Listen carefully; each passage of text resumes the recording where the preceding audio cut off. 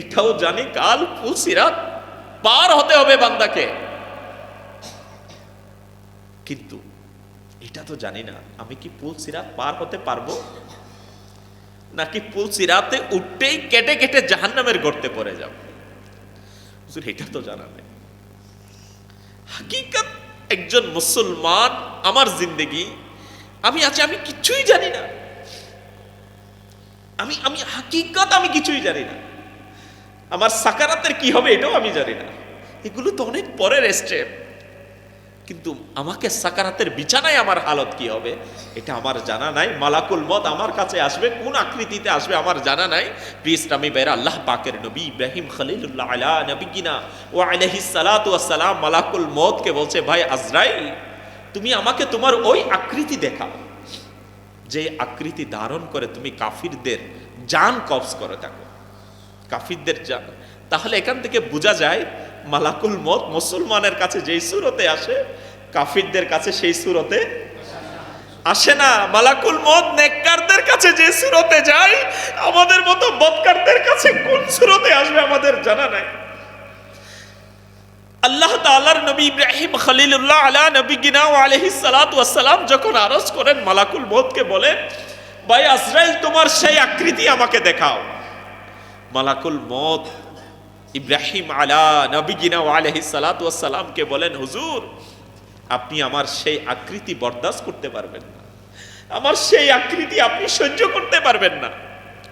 আল্লাহ তাআলা নবী ইব্রাহিম আলাইহিস সালাম বলেন, ভাই আজরাইল আপনি দেখান, আমি চেষ্টা করব। কিতাবের মধ্যে বললেন, আপনি এদিকে দৃষ্টিপাত করুন। দৃষ্টিপাত করতেই দেখলেন মালাকুল মত কৃষ্ণবর্ণের কালো আকৃতির এমন এক ভয়ঙ্কর আকৃতি, যার নাক এবং মুখ থেকে ধোঁয়া বেরোচ্ছে। এমন কঠিন ভয়ঙ্কর আকৃতি দেখে আল্লাহ তাআলার খলিল নবী ইব্রাহিম খলিলুল্লাহ আলা নবিয়িনা ওয়া আলাইহিস সালাতু ওয়াস সালাম বেহুশ হয়ে গেল।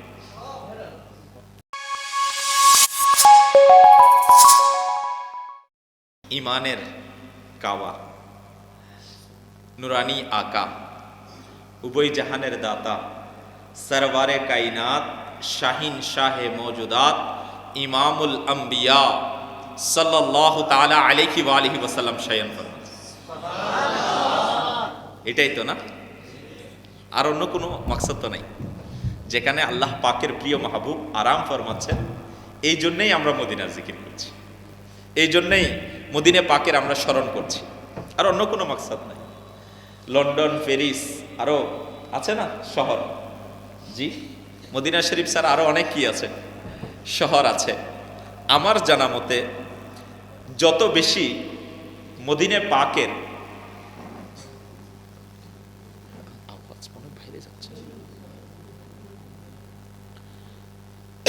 যত বেশি মদিনে পাকের কে নিয়ে কালাম লেখা হয়েছে, শের লেখা হয়েছে, আর অন্য কোন শহর নিয়ে তো আছে?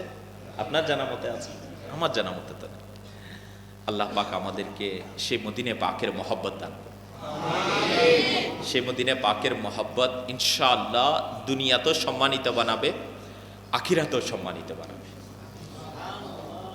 কারণ মদিনে পাকে নিঃশ্বাস নেওয়া, এটারও ফজিলত আছে। মদিনে পাকে কি নেওয়া? নিঃশ্বাস নেওয়া, এটারও ফজিলত আছে। মদিনে পাকের যেগুলো ধুলাবালি না, সেটাকে বলা হয় খাকে শিফা। কি কারণ ওই ধুলাবালি এত দামি কেন? কারণ সেই ধুলাবালির মধ্যে নুরানি নবী রাসূলে আরবি সাল্লাল্লাহু তাআলা আলাইহি ওয়া আলিহি ওয়াসাল্লামের কদম শরীফ লেগেছে, যার কারণে সে মাটিয়ে দামি হয়ে গেছে। আল্লাহু আকবার। আল্লাহ পাক আমাদেরকে সেই মদিনে পাকের জিয়ারত করার তৌফিক দান করুন, যেন আমরা জিয়ারত করতে পারি, হাজিরি নসিব হয়ে যায়, বা আদব হাজিরি নসিব হয়ে যায়। আল্লাহ পাক নসিব করুক। তো বিষয় এটা ছিল না, মাশাআল্লাহ মদিনে পাকের জিকির করতে কার না ভালো লাগে, কার না শুনতে ভালো লাগে। আল্লাহু আকবার, আল্লাহু আকবার। আল্লাহ পাক আমাদেরকেও, আমাদের অন্তরগুলোকেও সেই প্রিয় রাসূল সাল্লাল্লাহু তাআলা আলাইহি ওয়া আলিহি ওয়াসাল্লাম এর মুহাব্বত ও ভালোবাসা, এবং সাথে সেই নবী সাল্লাল্লাহু তাআলা আলাইহি ওয়া আলিহি ওয়াসাল্লাম এর সাথে সম্পর্কিত, এর সাথে সম্পর্কিত প্রতিটি বিষয়কে, প্রতিটি বস্তুকে যেন আমরা আপন করে নিতে পারি। কেননা যারা যে সমস্ত জিনিসগুলো আমার নবীকে আপন করে নিয়েছে, এগুলো আশিকে রসুলের আপন হয়ে যায়। এটা একদম কমন নলেজ, জেনারেল নলেজ যেটাকে বলা হয়। তো আল্লাহ পাক আমাদেরকে বুঝার তৌফিক দান করুন। তো আসুন, আলহামদুলিল্লাহ আপনাদের বারগাহে হাজির হয়েছি। সংক্ষিপ্ত ইলমে দ্বীনের মজলিসে আমরা বসেছি। আলহামদুলিল্লাহি রাব্বিল আলামিন ওয়াসসালাতু ওয়াসসালামু আলা সাইয়্যিদিল মুরসালিন, আম্মা বা'দ, ফাআউযু বিল্লাহি মিনাশ শাইতানির রাজীম, বিসমিল্লাহির রহমানির রহিম। আমরা সবাই মুহাব্বত সহকারে মুখে মুখে পাঠ করব। আসসালাতু ওয়াসসালামু আলাইকা ইয়া রাসূলুল্লাহ ওয়া আলা আলিকা ওয়া আসহাবিকা ইয়া হাবিবাল্লাহ। আসসালাতু ওয়াসসালামু আলাইকা ইয়া নবিয়্যাল্লাহ ওয়া আলা আলিকা ওয়া আসহাবিকা ইয়া নূরাল্লাহ। নাওয়াইতু সুন্নাতাল ইতিকাফ।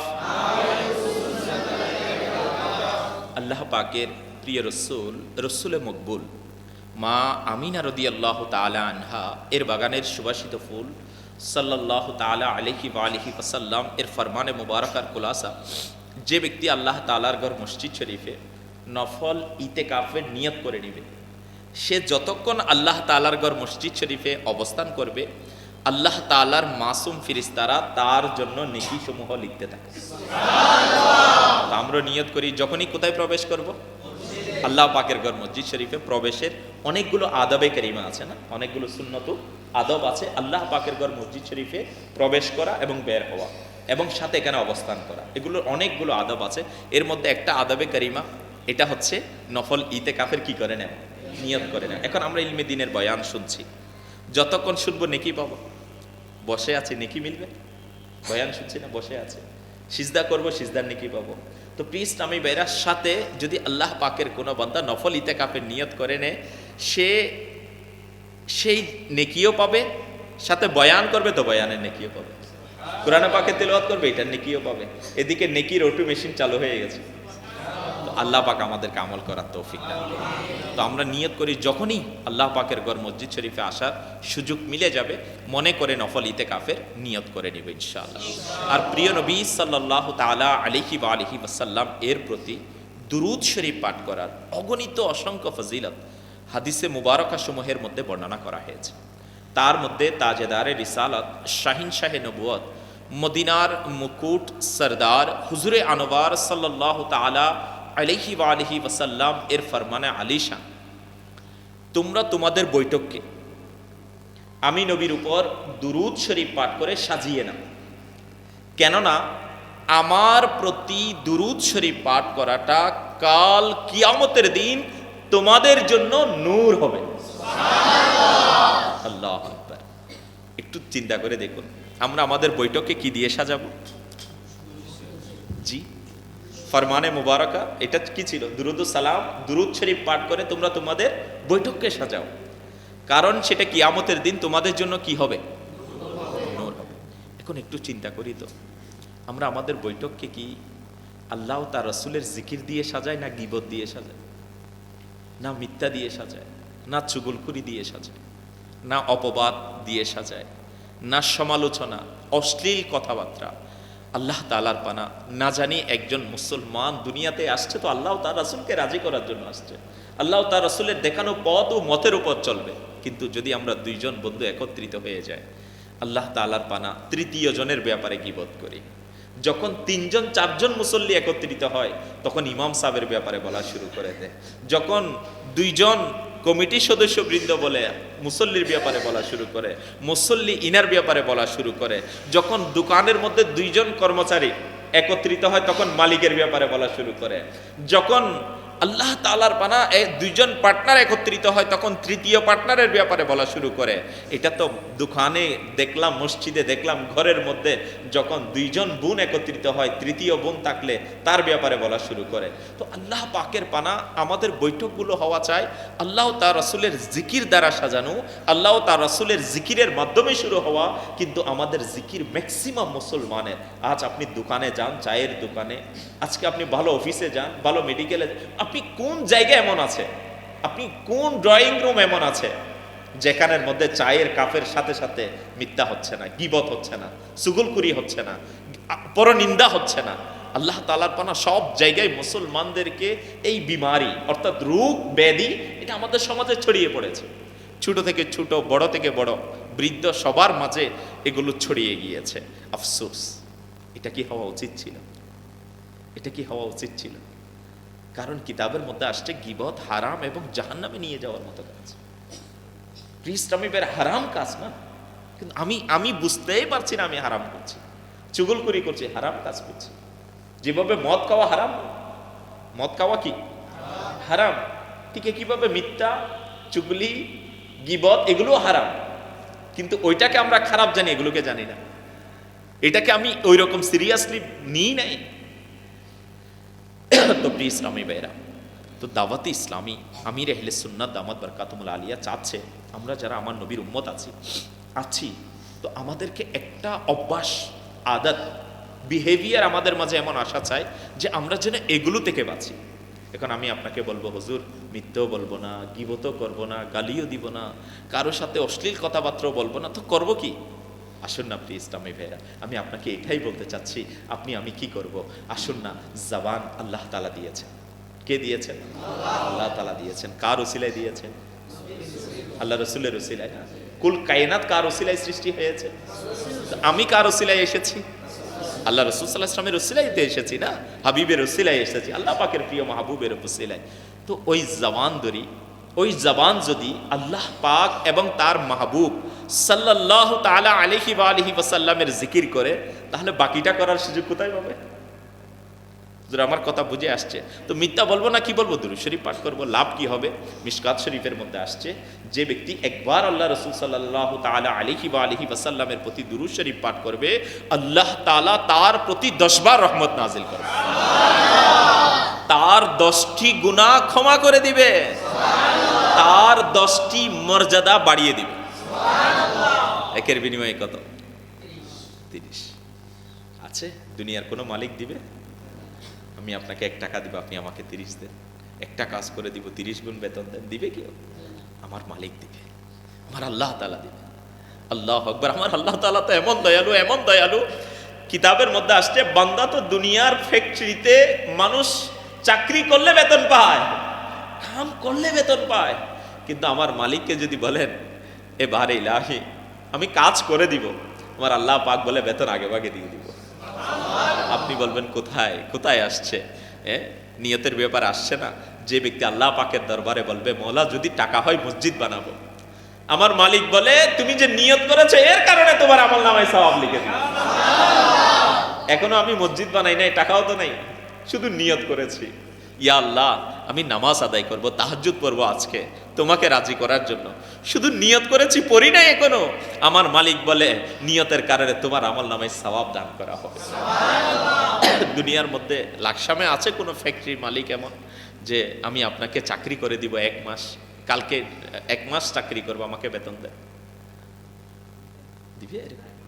দিবে না। আল্লাহু আকবার। কিন্তু আমার মালিক দিবে, আমার আল্লাহ তাআলা দিবে। কিন্তু আজ দেখুন না ইসলামী ভাইয়ের একজন মুসলমান হিসাবে আমি যদি নিজেকে একটু থিঙ্কিং করি, একটু চিন্তা করি, আমার হালত কোথায়? আমি মুসলমান হিসাবে আল্লাহ তার রাসূলকে রাজি করার বেলায় আমি কোথায় আছি?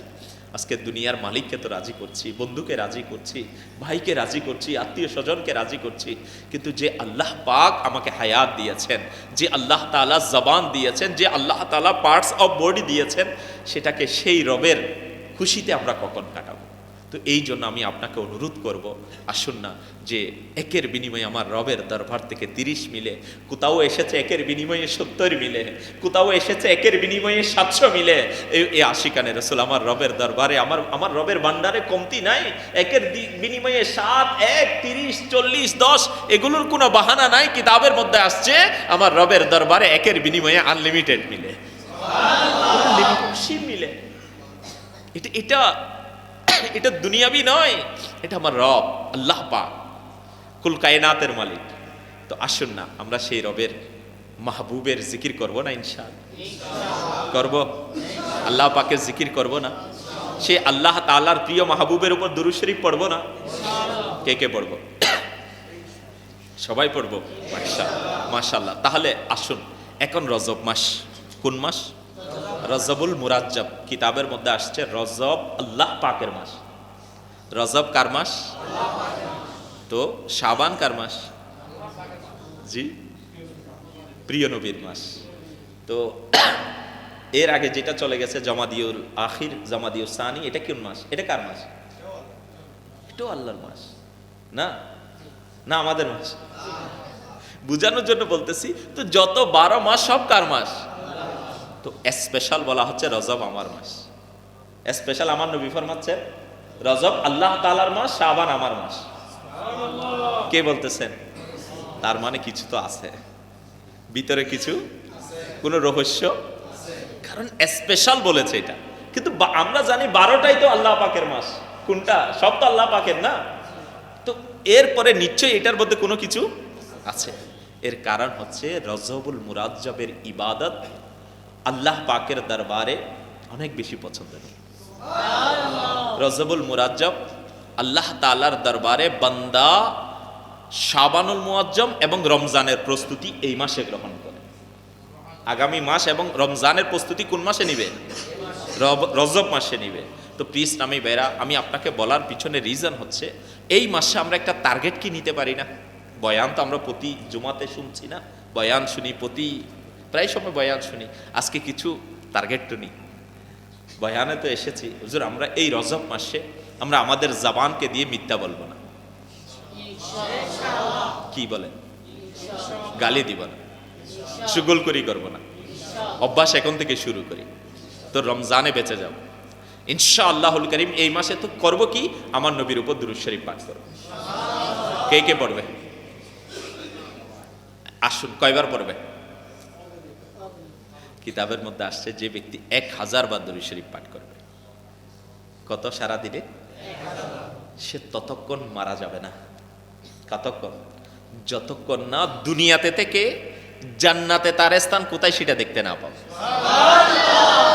তো কে কে দুনিয়াতে থেকে জান্নাতে স্থান দেখতে চায়? সবাই চায়। কে না চায়? সবাই চায়। তো ইনশাআল্লাহ আসুন আমরা তাইলে এই রজব মাসে নিয়ত করি 1000 বার দুরূদ শরীফ পাঠ করবে ডেইলি। তো হুজুর বড় দুরূদ শরীফ পড়বো কেমনে? খানা কখন খাবো? ব্যবসা কখন করব? চাকরি কখন করব? টেনশন ধরছে না? একটা ছোট্ট দুরূদ শরীফ শিখিয়ে দিই আমি আপনাকে। যেটা পারেন এটা পড়বেন, নো টেনশন। তো দুরূদ শরীফ তো দুরূদ শরীফ যেটাই পারেন। তো একটা ছোট্ট দুরূদ শরীফ কিতাবের মধ্যে আসছে, যে ব্যক্তি এটা পাঠ করবে আল্লাহ পাক তার জন্য রহমতের 70টি দরজা খুলে দিবেন। এটা হচ্ছে সাল্লাল্লাহু, মুখে মুখে বলুন, সাল্লাল্লাহু আলা মুহাম্মদ, সাল্লাল্লাহু আলা মুহাম্মদ, সাল্লাল্লাহু আলা মুহাম্মদ। এখানে সদ, সাল্লাল্লাহুতে কি পড়তে হবে? সদ, সাল্লাল্লাহু আলা, আইন লাম, আইন লাম, আলা, সাল্লাল্লাহু আলা মুহাম্মদ।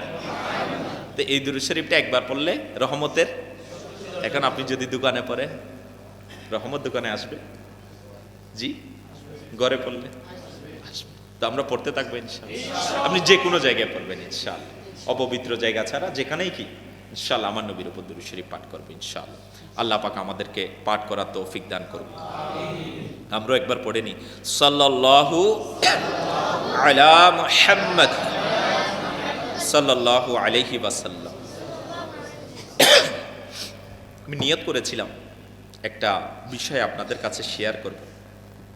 একটি দীর্ঘ হাদিসে পাক, এর মধ্যে আমাদের প্রিয় নবী সাল্লাল্লাহু তাআলা আলাইহি ওয়া আলিহি ওয়াসাল্লাম ইরশাদ করেছেন, আদম সন্তানকে আল্লাহ পাক বিভিন্ন শ্রেণীতে ভাগ করেছেন। কাদেরকে? আদম সন্তান। নাম্বার 1, কিছু মুমিন হিসাবে দুনিয়াতে এসেছে, মুমিন হিসাবেই জীবিত থাকে, অর্থাৎ আসছে দুনিয়াতে মুমিন হয়ে, বাঁচে কি হয়ে? মুমিন হয়ে, মারা যায় মুমিন হয়ে। নাম্বার 1। নাম্বার 2, কিছু আছে অমুসলিম হিসাবে জন্ম নিয়েছে, মুসলমান হয়ে আসে না, অমুসলিম হয়ে এসেছে, কুফর হিসাবে জীবিত থাকে, অমুসলিমের উপরেই জিন্দেগি চলে গেছে, আর অমুসলিম হয়ে মারা যায়, ঈমান আনতে পারে না। নাম্বার 3, কিছু মুমিন হিসাবে জন্মেছে, মুমিন হিসাবে জীবন অতিবাহিত করে এবং কুফর অবস্থায় বিদায় নেয়। আল্লাহ আল্লাহ। কিছু মুসলমান হয়ে দুনিয়াতে এসেছে, জীবন মুসলমানদের, কিন্তু বিদায় ঈমানের উপর, মুসলমান হয়ে। আল্লাহ পাক আমাদেরকে পানা দান করুক, হিফাজত করুক এখান থেকে। নাম্বার 4, কিছু অমুসলিম হিসাবে জন্মেছে, মুসলমান নয়, অমুসলিম হিসাবে দুনিয়াতে এসেছে, অমুসলিমের উপর জীবন কাটিয়েছে, মুসলমান হয় না, কিন্তু ইন্তেকালের সময় ঈমান নসিব হয়ে গেছে, মুমিন হয়ে দুনিয়া থেকে যায়। তিরমিজি শরীফের হাদিসে মুবারক। আমি আপনাকে সারাংশ আরজ করছি। এখানের মধ্যে আমাদের জন্য একটা ভয়ের বিষয়, যারা আমরা মুসলমান, ঈমান এনেছি। আপনি বলবেন, হুজুর ঈমান এনেছি তো বেঁচে গিয়েছি। আমি ওই সাবজেক্টে যাচ্ছি না, আমি এই সাবজেক্টে যাচ্ছি যে আল্লাহ পাক আমাকে দুনিয়াতে পাঠিয়েছেন, কালেমা পাঠ করার সুযোগ দিয়েছেন, ঈমান এনেছি, আমার রবের দরবারে সিজদা আদায় করার সুযোগ হচ্ছে, আমার নবী সাল্লাল্লাহু তাআলা আলাইহি ওয়া আলিহি ওয়াসাল্লাম এর প্রতি দুরূদ শরীফ পাঠ করার সুযোগ মিলছে, সেই নবী সাল্লাল্লাহু তাআলা আলাইহি ওয়া আলিহি ওয়াসাল্লাম এর আহকামে শরীয়তের কথাবার্তা আমরা বলছি। আল্লাহু আকবার। আল্লাহ তাআলার বানা আখেরি ওয়াক্ত, আখেরি সময় কালেমা তো পাঠ করেছি, যদি শেষ সময় কালেমা না জুটে, ইসলামী ভাইরা, এটা তো জানা নাই। হুজুর সব তো জানা আছে, এটা তো জানা নাই। ঈমান নিয়ে দুনিয়াতে তো ঈমান এনেছি, তো ঈমান নিয়ে দুনিয়া থেকে যেতে পারবো কিনা এটা জানি না। আসসালামু আলাইকুম। ঈমান নিয়ে দুনিয়া থেকে যেতে পারবো কিনা জানি না। হুজুর সাকারাতের বিছানায় তো আমরা অনেককে শুইতে দেখেছি, ওই সাকারাতের বিছানায় অনেকের হুঁশ বহাল থাকে, অনেকের হুঁশ বহাল থাকে না, অনেকে বেহুশ হয়ে যায়, অনেকের আকল কাজ করে না। এখন আমাকে তো সাকারাতের বিছানায়তে শোয়ানো হবে, ওই সময় কি আমার হুঁশ আকল ঠিক থাকবে না সালামত থাকবে না জানা নাই। হুজুর আমরা তো এটাও জানি, আমার কাছে মালাকুল মত আসবে। কোন হালতে আসবে মালাকুল মত? সবার কাছে সেম আকৃতিতে মালাকুল মত আসে না। কিতাবের মধ্যে আসছে, হযরতে সাইয়্যিদুনা ইব্রাহিম খলিলুল্লাহ আলা নবিয়িনা ওয়া আলাইহিস সালাতু ওয়াস সালাম এর সাথে মালাকুল মতের বন্ধুত্ব ছিল। আল্লাহ তাআলার খলিল নবী। আমি আপনাকে এতটুকু ইঙ্গিত দিতে চাচ্ছি, মালাকুল মত আমার কাছে কোন আকৃতিতে আসবে আমাদের কারো জানা নাই। আমি এটাও জানি আমাকে কবরে রাখা হবে। কবর আমার জন্য কি জান্নাতের বাগান হবে না জাহান্নামের গর্ত হবে? হুজুর এটা তো জানি না। জানি কবরে যেতে হবে, কিন্তু সে আমার সাথে কোন আচরণ করবে এটা আমার জানা নাই। আমরা তো এটাও জানি কাল কিয়ামতের দিন আমাকে আপনাকে উঠানো হবে, আমি আপনি উঠব। অনেকের মাথার উপর আরশের ছায়া থাকবে, আমার মাথার উপর কি আরশের ছায়া থাকবে? এটা তো জানা নাই। কাল কিয়ামতের দিন আল্লাহ রসুল সাল্লাল্লাহু তাআলা আলাইহি ওয়া আলিহি ওয়াসাল্লাম গোলামদেরকে হাউজে কাউসারের পানি বন্টন করবে, তৃষ্ণার্তরা পিপাসা মিটাবে। এখন আমার ভাগ্যে কি হাউজে কাউসার জুটবে? কাল কিয়ামতের দিন মিজান এর পাল্লায় আমল নামা পরিমাপ করা হবে। হুজুর এটা তো জানি, হুজুরদের কাছ থেকে শুনেছি। এ ভাই, আপনার আমার মিজানের পাল্লায় নেকি বাড়ি হবে না গুনাহ বাড়ি হবে? হুজুর এটা তো জানি না, এটা আমাদের কারো জানা নাই, আমাদের কারো জানা নাই। এটাও জানি কাল পুলসিরাত পার হতে হবে বান্দাকে, কিন্তু এটা তো জানি না আমি কি পুলসিরাত পার হতে পারবো নাকি পুলসিরাতে উঠতেই কেটে কেটে জাহান্নামের গর্তে পড়ে যাব। হুজুর এটা তো জানা নেই। হাকিকত একজন মুসলমান, আমার জিন্দেগি আমি আছি, আমি কিছুই জানি না। আমি হাকিকত আমি কিছুই জানি না। আমার সাকারাতের কি হবে এটাও আমি জানি না। এগুলো তো অনেক পরের স্টেপ, কিন্তু আমাকে সাকারাতের বিছানায় আমার হালত কি হবে এটা আমার জানা নাই। মালাকুল মত আমার কাছে আসবে, কোন আকৃতিতে আসবে আমার জানা নাই। প্রিয় ইসলামী ভাইরা, আল্লাহ পাকের নবী ইব্রাহিম খলিলুল্লাহ আলা নবিয়িনা ওয়া আলাইহিস সালাতু ওয়াস সালাম মালাকুল মতকে বলছে, ভাই আজরাইল, তুমি আমাকে তোমার ওই আকৃতি দেখাও যে আকৃতি ধারণ করে তুমি কাফিরদের জান কবজ করে থাকো, কাফিরদের জান।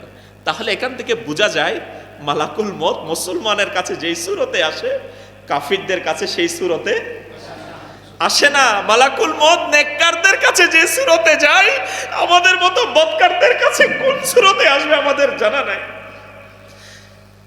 আল্লাহ তাআলার নবী ইব্রাহিম খলিলুল্লাহ আলা নবিয়িনা ওয়া আলাইহিস সালাতু ওয়াস সালাম যখন আরজ করেন, মালাকুল মতকে বলেন, ভাই আজরাইল, তোমার সেই আকৃতি আমাকে দেখাও। মালাকুল মত ইব্রাহিম আলা নবিয়িনা ওয়া আলাইহিস সালাতু ওয়াস সালামকে বলেন, হুজুর, আপনি আমার সেই আকৃতি বরদাস্ত করতে পারবেন না, আমার সেই আকৃতি আপনি সহ্য করতে পারবেন না। আল্লাহ তাআলা নবী ইব্রাহিম আলাইহিস সালাম বলেন, ভাই আজরাইল, আপনি দেখান, আমি চেষ্টা করব।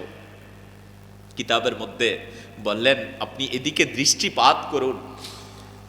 দৃষ্টিপাত করতেই দেখলেন মালাকুল মত কৃষ্ণবর্ণের কালো আকৃতির এমন এক ভয়ঙ্কর আকৃতি, যার নাক এবং মুখ থেকে ধোঁয়া বের হচ্ছে। এমন কঠিন ভয়ঙ্কর আকৃতি দেখে আল্লাহ তাআলার খলিল নবী ইব্রাহিম খলিলুল্লাহ আলা নবিয়িনা ওয়া আলাইহিস সালাতু ওয়াস সালাম বেহুশ হয়ে গেল।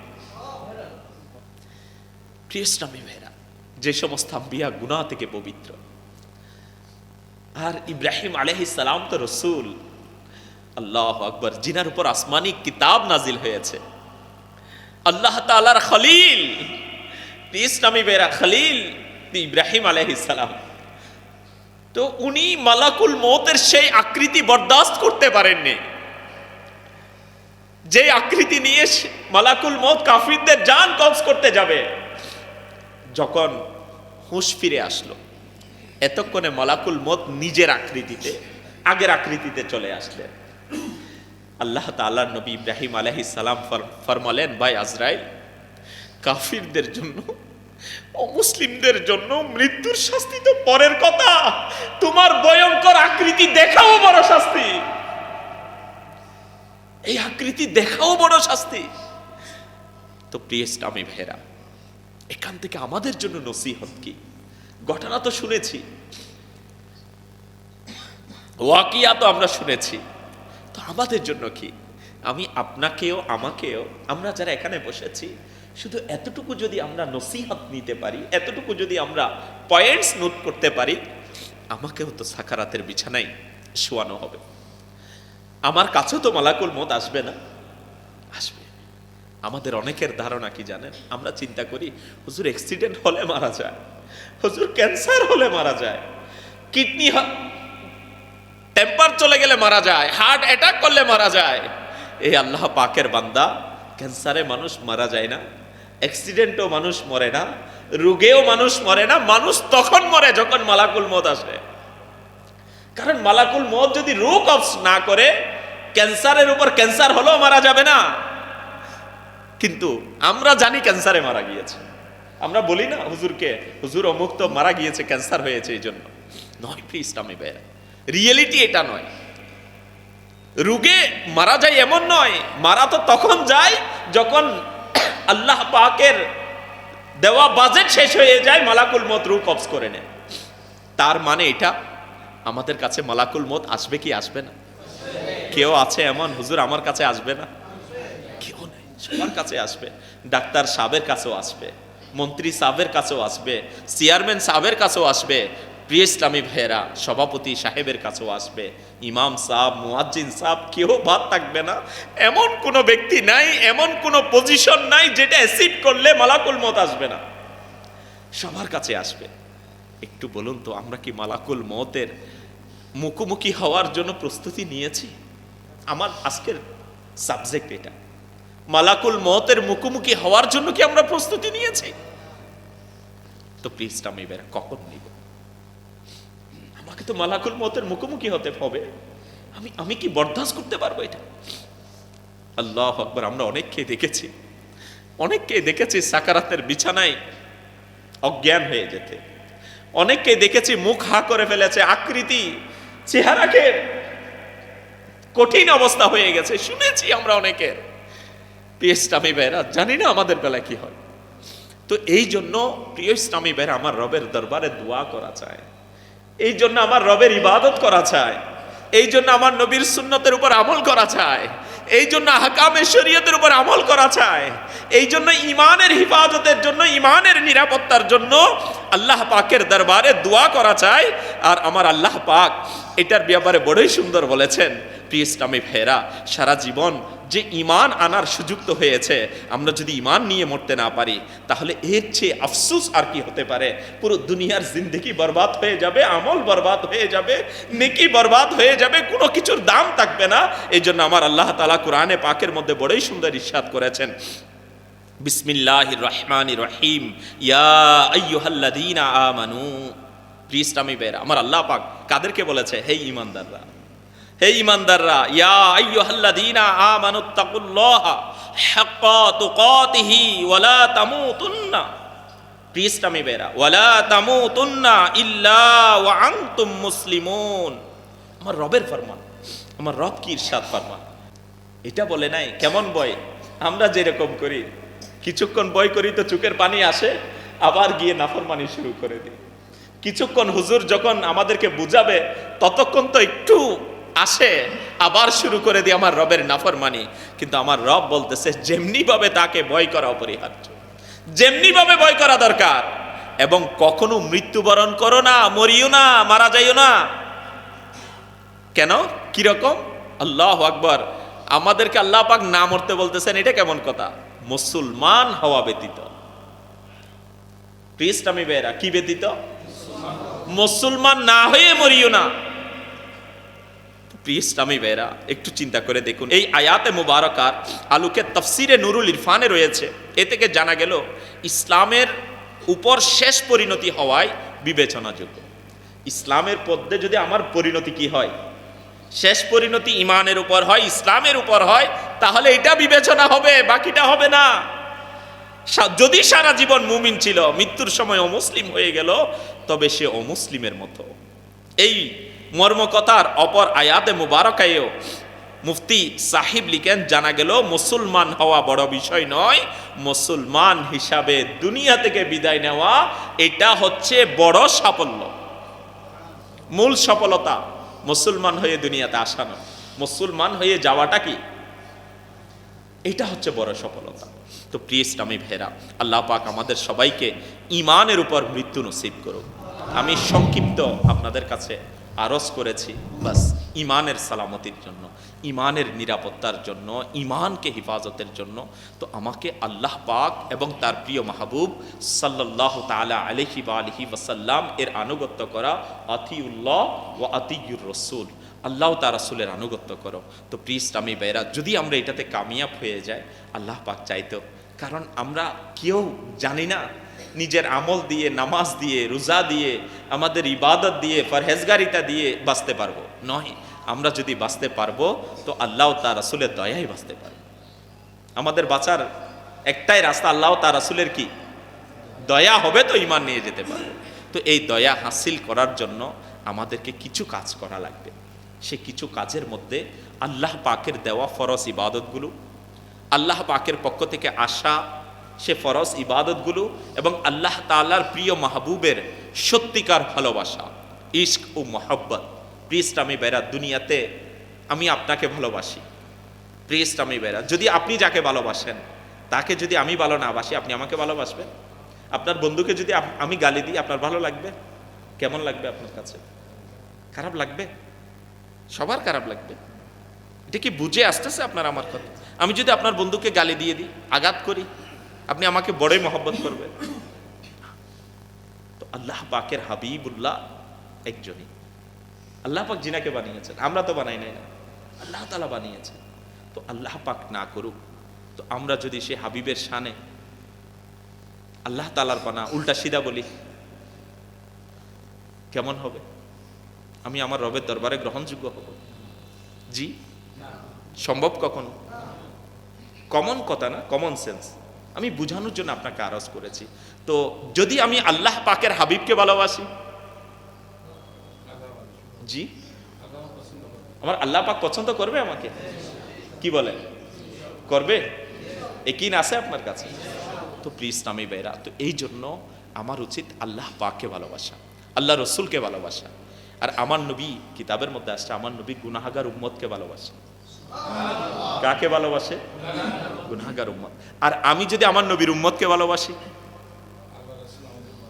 এমনি বলেন তো, আমি যদি আমার নবীর উম্মতকে জাহান্নাম থেকে বাঁচানোর জন্য চেষ্টা করি, পিঠের উপর হাত রাখি, আসুন না নামাজের দিকে, আসুন না একটু সুন্নতে মুবারাকা শিখো, আসুন না একটু কোরআনে পাকটা শিখে নিই। যদি আপনি আমার নবীর উম্মতকে বাঁচানোর চেষ্টা করেন, তো আমার নবী কি আপনার উপর খুশি হবে না? হবে? কি মনে হয় আপনার কাছে? হবে? তো আমরা কি করতে রাজি? কে কে করতে রাজি? সবাই করবেন? তো আলহামদুলিল্লাহ, দাওয়াত ইসলামী আপনাদের কাছে এটার জন্য এসেছে। তো আমি আপনাকে দাওয়াত দিব, কোরআনে পাকটা শিখে নিই রমজান আসার আগে আগে, নামাজটা অন্তত পক্ষে শিখে নিই রমজান আসার আগে আগে, একটু নিজেকে পরিশুদ্ধ করে নিই রমজান আসার আগে আগে। আমরা তো বলবো হুজুর নামাজ তো পড়বো রমজান মাস আসলে, হুজুর নামাজ তো পারি না, আমি তো ওয়াজিব কয়টি হুজুর এটা তো জানা নাই, ফরজ কয়টি হুজুর এটা জানি, কি কি বলেন হুজুর এটা তো জানা নাই, হুজুর মাকরুহে তাহারিমি কয়টি, এটা কোন জিনিস আবার, এটা তো কখনো শুনি নাই, তা আমলে কাসির হুজুর এটা তো বলেও শুনি নাই। তো প্লিজ আমি বোঝানোর জন্য চেষ্টা করছি এগুলো আমরা কখন শিখবো। তো আমি বলবো, এখানে আমরা যারা আছি আমার লাকসামের আশিকানে রসুল ভাইয়েরা, আমি আপনাকে অনুরোধ করব নামাজটা শেখার জন্য আপনার হায়াত থেকে, যদি আপনি পারেন 7টা দিন দেন নামাজটা শিখে নিন। যদি আপনার হায়াত থেকে কোরআনটা শেখার জন্য আপনি চান আমি কোরআনটা শিখবো, আমি আপনার থেকে 1টা মাস চাইবো। যদি আপনি বলেন আমি সমস্ত মাসআলা মাসাইলগুলো যেগুলো অন্ততপক্ষে নিয়ে আমাকে বাঁচতে হবে, আমি আপনার থেকে 63 দিন হায়াতে জিন্দেগি চাইবো। আপনি দিন মুবাল্লিগদের মাধ্যমে যেখানে কোর্স হয় সেখানে আপনি শিখুন। কারণ হুজুর আমরা এমনি এমনি চলে যাব দুনিয়া থেকে, ইংলিশ পড়তে জানি, পত্রিকা পড়তে জানি, ডেলি নিউজ পড়তে জানি, কিন্তু কোরআন পড়তে জানি না। হুজুর জানি তো কোরআন পড়তে, আমি তো খতমও দিয়েছি, কিন্তু মাখারিজ সহকারে পড়তে জানি না, বিশুদ্ধভাবে পড়তে জানি না। আমরা কি কখনো আমাদের ইমাম সাহেবকে, খতিব সাহেবকে দেখাইছি হুজুর আমার কোরআনটা হচ্ছে, আমার নামাজটা হচ্ছে? টেস্ট কেউ করায়নি। কিন্তু কিডনিতে প্রবলেম হলে তাড়াতাড়ি টেস্ট, ল্যাবরেটরি টেস্টে যায়, কিন্তু নামাজ কোরআন এটার ব্যাপারে নেই। তো দাওয়াতে ইসলামী আপনার কাছে শুধু এই জন্য আসছে, আমরা আমাদের নামাজটা শুদ্ধ করব, আমরা যেগুলো আমাদের অপরিপূর্ণতা আছে সেটাকে একটু মজবুত করব। যদি এটা আমরা মজবুত করতে পারি তো আমার আমলটা কি হবে? আপনি কষ্ট করে আমরা মসজিদে আসি, কষ্ট করে ইবাদত করি, কিন্তু না জানার কারণে সেটা কি হচ্ছে না, ভুল হয়ে যাচ্ছে। তো এখান থেকে কি বাঁচা দরকার আছে? তো আলহামদুলিল্লাহ দাওয়াস্তামি 3 দিনের মাদানী কাফেলাও দিয়েছে। তো আমি আপনাদেরকে অনুরোধ করবো, আমরা মাদানী কাফেলার মুসাফির, আল্লাহ পাক আমাদেরকে আমল করার তৌফিক দান করুক, কামিয়াবি দান করুক, খাস রহমত নাজিল করুক, সালামতি নসিব করুক। আপনাদের কাছ থেকে আর বেশি টাইম নিব না, এই 2-1টা অনুরোধ রিকোয়েস্ট আমি আপনাদের কাছে রেখেছি। তো আমি আশা করব আমরা এগুলোর উপর নিজেকে অটল করে নিই, নিজেকে নিয়ে নিই ইনশাআল্লাহ। আল্লাহ পাক আমরা যা কিছু শুনেছি তার উপর আমল করা, সে অনুযায়ী নিজের জীবনকে অতিবাহিত করার তৌফিক নসিব করুক। আমিন আমিন বিজাহিন নবিল আমিন। সাল্লু আলাল হাবিব সাল্লাল্লাহু তাআলা আলা মুহাম্মদ সাল্লাল্লাহু তাআলা আলাইহি ওয়া আলিহি ওয়াসাল্লাম।